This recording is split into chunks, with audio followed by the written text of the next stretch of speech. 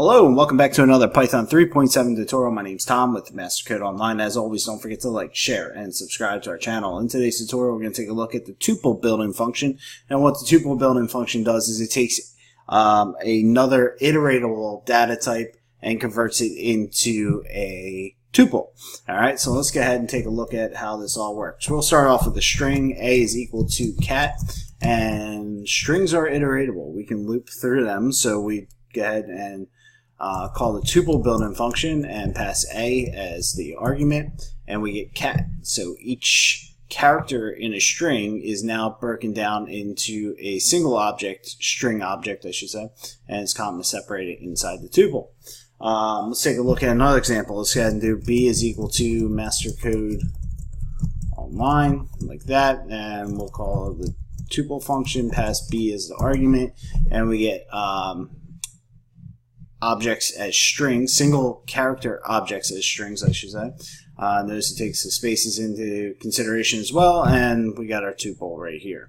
Alright, let's take a look at another example. How about a non-iteratable type? So if we did c is representing 4.5, and then we call tuple and pass c as the argument, we get float object is not iteratable, and the same goes for integers as well. So if we call tuple and passing d or 5, we'll go ahead and get an int object is not iteratable.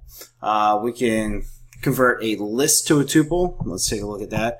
We'll have numbers is equal to list of numbers. We'll go up to 4, and then we'll bring in the tuple building function, pass in numbers as the argument, and we get a tuple 1, 2, 3, and 4.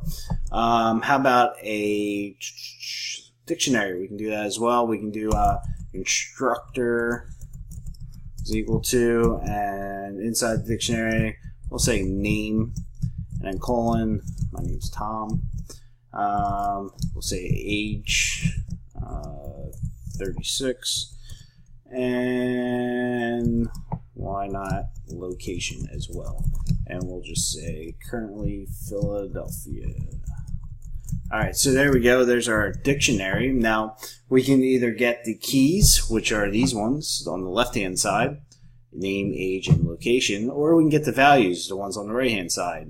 They are Tom, 36, and Philadelphia. So let's go ahead and get the keys first. So we'll just call tuple and pass in instructor like this, and we get the keys, name, age, and location.